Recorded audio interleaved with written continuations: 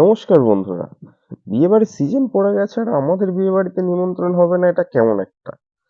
তো আমরা চলে গেছিলাম আজকে আমার বড় মাসিমার মেয়ের ছেলের বিয়েতে, সোজা কথায় আমার দিদির ছেলের বিয়েতে, সপরিবারে। রিসেপশন ছিল আজকে, বাড়ি থেকে কিছুটা দূরেই। দেখতেই পাচ্ছ মাম্মা সোনা সবাইকে তোমাদেরকে হাই করে দিচ্ছে।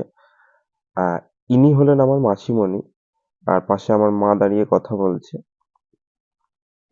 সমস্ত মাসিমণি, সমস্ত আত্মীয়-স্বজনদের সঙ্গে দেখা। এখানে মেজো মাসিমণি, সেজো মাসিমণি, ওনার নাতি, দিদিকে অনেকদিন পরে দেখলাম। সবার সঙ্গে দেখা হয় অনেকদিন পরে। সত্যি খুব ভালো লাগছিল। আর বিয়েবাড়ি বলো বা যেকোনো অনুষ্ঠান বলো, এটার আসল মজাটাই হয়তো এইখানে, যে একসঙ্গে এক জায়গায় সবার সাথে দেখা হবে, সবার সাথে অনেকদিন পরে কথা হবে। এইটা মেজো মাসিমণির মেয়ে, দিদির সঙ্গে অনেকদিন পরে দেখা, ওটা দিদির মেয়ে। ব্রাইড, গ্রুম, তার পাশে আমার দিদি। আর বিয়ে বাড়িতে যাওয়া দুটো কারণ: এক, সবার সাথে দেখা; দ্বিতীয়, খাওয়া। খাওয়া দাওয়ার আইটেমে তো যেতেই হবে। স্টার্টারে ছিল রেশমি কাবাব, ফিশ বল, সঙ্গে মকটেল। চলে এলাম মেন কোর্সে অনেক কিছু আইটেম ছিল। সবাই বসেই আছে খাবারের অপেক্ষায়। তবে ওদের ক্যাটারিং সার্ভিস খুব ভালো ছিল। এটা কোনো প্রথমেই চলে এসেছিল ফিশ বল সঙ্গে কাসুন্দি, তারপরে পনির বাটার মশলা সঙ্গে মশলা খুলছে। পনির বাটার মশলাটা কিন্তু জাস্ট অসাধারণ ছিল।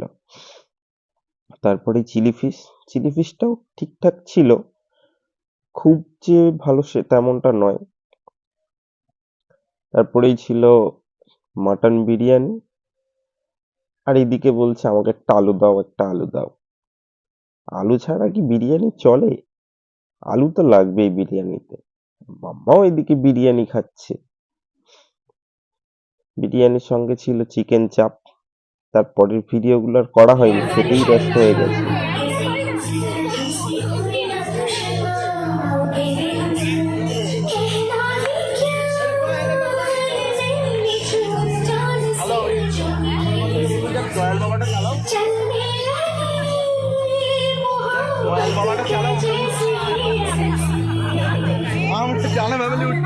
সবশেষে ছিল এই পারফরমেন্সটা, ড্যান্স পারফরমেন্স। ব্রাইডের বন্ধু সম্ভবত হবে, খুবই ভালো ছিল। তারপরে কিছু ছবি সবার সাথে। উফ, হাসিটা দেখো একবার শুধু। সব মামিমা এগুলো, আর এগুলো আমরা সব ভাই বোন। টাটা বন্ধুরা, আজকের মতো এখানেই শেষ করলাম।